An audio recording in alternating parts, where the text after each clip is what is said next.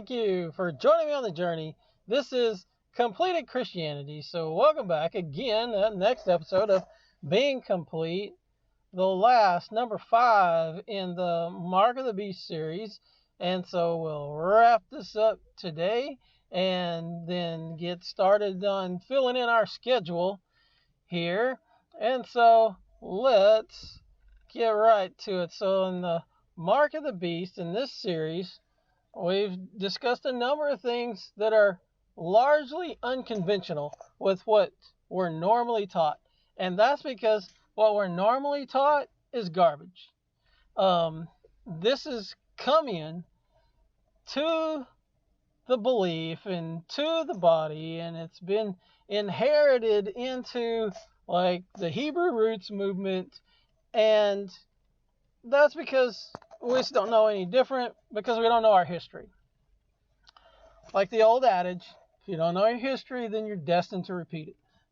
And the reason is because you don't have a foundation. You don't have a basis on where to start. And so these ideas that we have today about the Mark of the Beast, and it's been linked to various technologies, things of that nature, all that's garbage. All that's not historical. The idea that the Mark of the Beast is something that only comes in the future, and at this juncture maybe we're there, all of that is garbage. It's placed in front of us by men who, when it was fabricated, they knew it was garbage, and they fabricated it for a particular purpose, and that is to get you distracted from what is the truth that sits there staring you right in the face. So, the first video we had was proof eternal damnation is not for all. Pre-end times timing of the mark, what the mark is and what the mark was not. And the last video we did the calculation of the number of the beast. And that number of the beast, it's written all over the beast system. It's sun worship. It's the number 666. It comes through in various places. And I believe that Yah has placed it there as numerous effects that, hey, this is it. This is it. Why can't you see it? And the Pope and the whole world system that for centuries, even thousands of years, even before Messiah, the whole world system that has been controlled by Rome today is still controlled by Rome. When Daniel had the vision of the 4 beasts from his time on through, that Roman beast, that 4th beast, was in place before Messiah even came. And so this beast, it runs the course throughout. Did pagan Rome fall? Yes. But did the Roman government go away? No. It was revived, and it continues to this day. And so, like with the Pope's title, Vicarius Filii Dei, this title, when you extract all the Roman numerals from the Latin, adds up to 666. How can this be a coincidence? Is it absolute proof? No. But when you interject everything else and you interject the scripture, you come up with an undeniable case. Also, the word Latinos in the Greek, this word, the numerical value of the letters in this word, it comes up to 666. And it was the Latinos people that were the Roman people, the Roman government, and this was pointed out, this Latinos being 666, this was pointed out in the 2nd century. And the thing is we just don't know our history. So today we'll discuss how to avoid the mark, because it is definitely something to absolutely avoid just like any other sin. And so let's take a look. So first, you have to know your enemy, and that is the first part in getting to know how to avoid the mark. This is the first step. There's two parts. Know your enemy. The other thing is to know your Redeemer. So know your enemy. So the beast system, first you have to know what it is. And the beast is the government that controls the world. And it always has been. In Daniel's told that the four beasts that he saw, that these beasts are kingdoms. And so these kingdoms are governments. And so and those governments are inseparable from their leader. So the beast system is the government that controls the world. So let's look Daniel 7:23. The Protestant reformers, this was one of the verses that whenever they began to be able to translate and see the scriptures, because these things are kept away from them.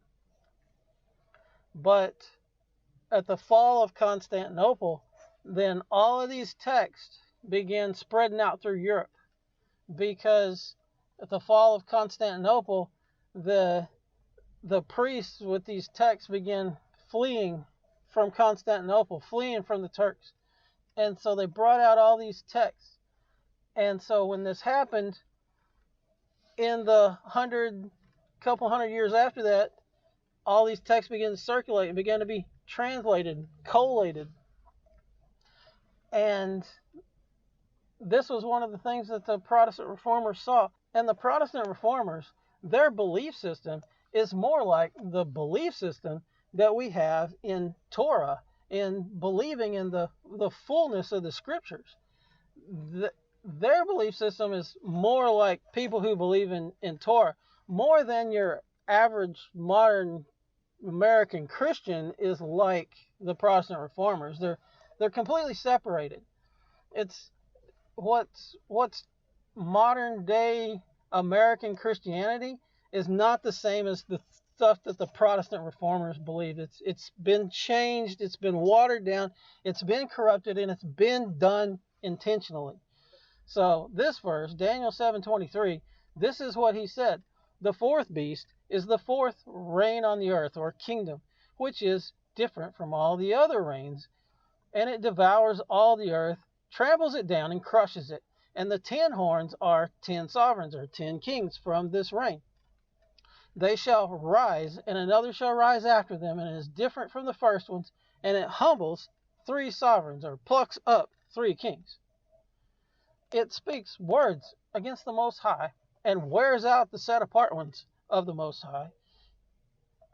And it intends to change appointed times and law, and they're given into his hand for a time, times, and a half a time. So the things to point out here, and the things that the Protestant reformers saw, is they saw in history, they saw these 10 horns in their history, and they understood what they were, and then they saw this intending to change appointed times and law, changing times and laws.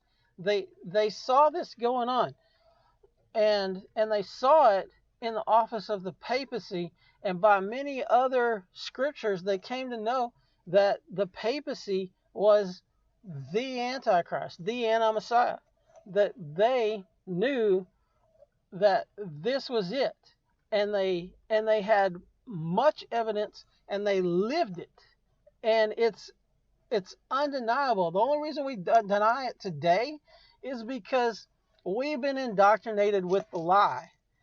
Okay, the Antichrist, his system, his beast, came up with alternate interpretations for us to believe today, and now you defend them as though they're the absolute truth. And I get these comments of people that they defend these things that are actually the official positions of the Catholic Church, but you don't know it. You think you think that that's the way that it is, but it's not, and it's not historical, and you only think that because you've been spoon-fed a lie. So he thought, or intends to change appointed times and law. Let's take a look. One of these was Sunday worship, and this like was sort of paved the way before the popes came on the scene with Constantine, where Constantine made this decree that on the venerable day of the sun, which is what we call Sunday now, let the magistrates and people residing in cities rest, and let all the workshops be closed. And so this was what Constantine issued in 321 AD. And this venerable day of the sun, today we call it Sunday, and it's a pagan name. It's elevating the sun in the sky to being something that is worshipped. Okay, it's the day to worship the sun.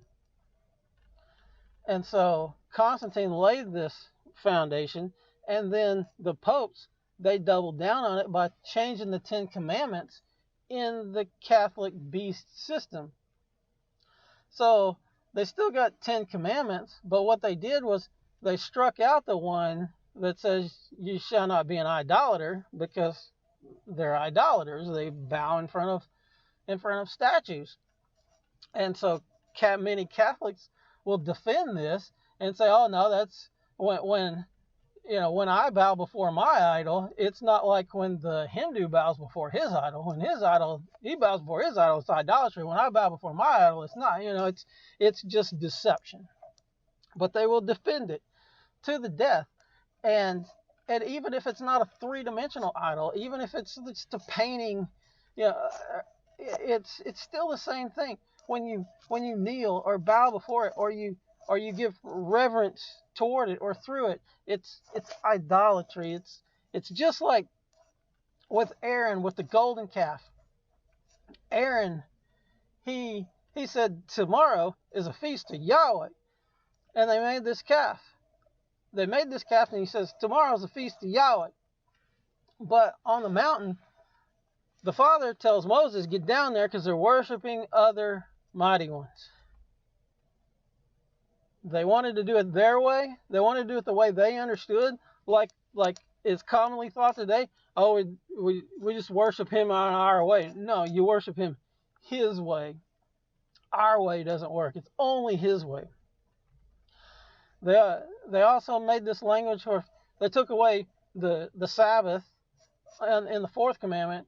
Remember the Sabbath, and they changed that to the Lord's Day, because they had converted this understanding of the Lord's Day from it being Shabbat to it being on Sunday.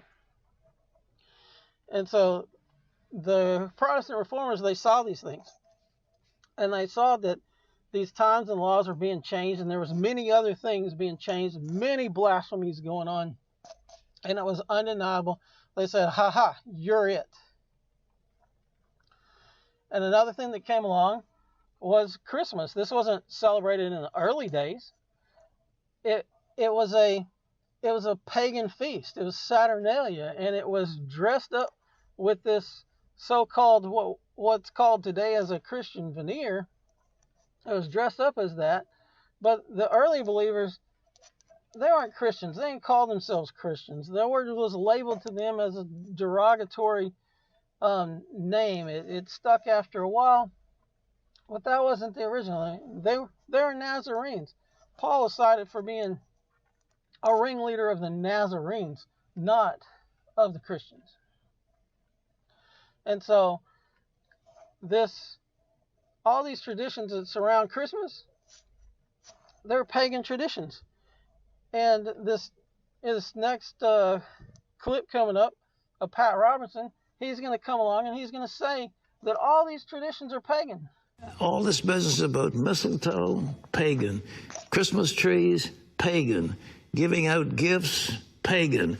Every bit of it is pagan. Every single bit of it is pagan. We've Christianized it all. And so that's good. And so we have time, we celebrate for Jesus. Everybody gets all misty-eyed. But the truth is, they're all pagan. Also, the truth is you can't take these things that are pagan worship and make them where they're not pagan anymore. You can't make them where they're okay. They're profane. You can't make the profane set apart. It doesn't work. It doesn't happen. That's why when the children of Israel entered into the land, they're told to destroy all the altars and idols and everything like that, because Yah says he doesn't want to be worshipped in that way, in the way that the nations worship their mighty ones. He didn't want that. So here, this next quote, Origen is going to tell us about it being a birthday.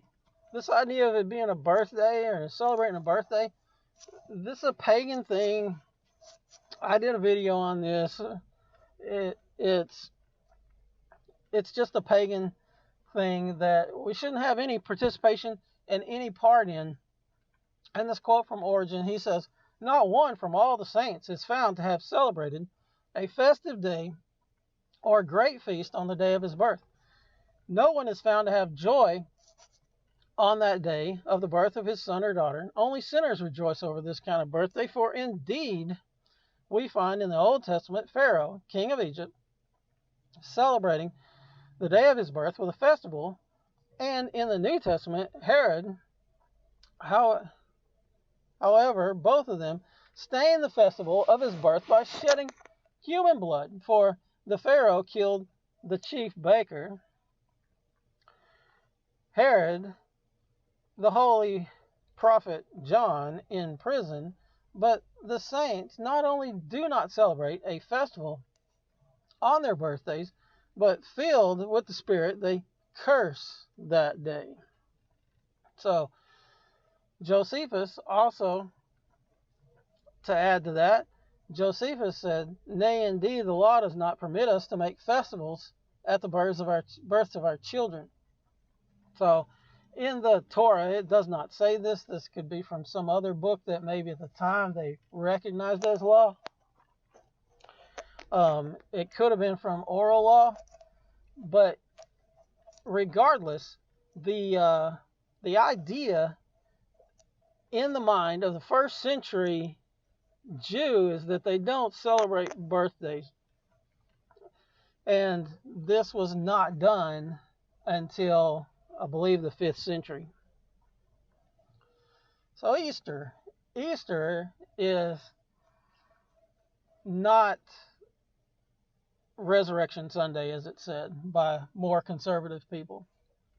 All of these traditions, just like Christmas, surrounding Easter, they're all pagan. They deal with pagan fertility, and that's because the name itself is connected to this pagan fertility goddess called Ishtar. And as names pass through different cultures and different times, they get different sounding names, and different cultures interpret them different, the way they say things. And so as it was anglicized, it became Easter instead of Ishtar. And so many people, especially like Catholics, they'll say, "Oh, well, that's not true, that it's connected to the pagan name of pagan goddess. That's just not true." Well, here we have Bede, who is a 7th and 8th century Anglo-Saxon Catholic monk and writer, and he says Easter month, which is now interpreted as the Paschal month, was formerly named after the goddess Easter, and has given its name to the festival. So the pagan goddess, however you say it in any different language, it's the name of a pagan goddess.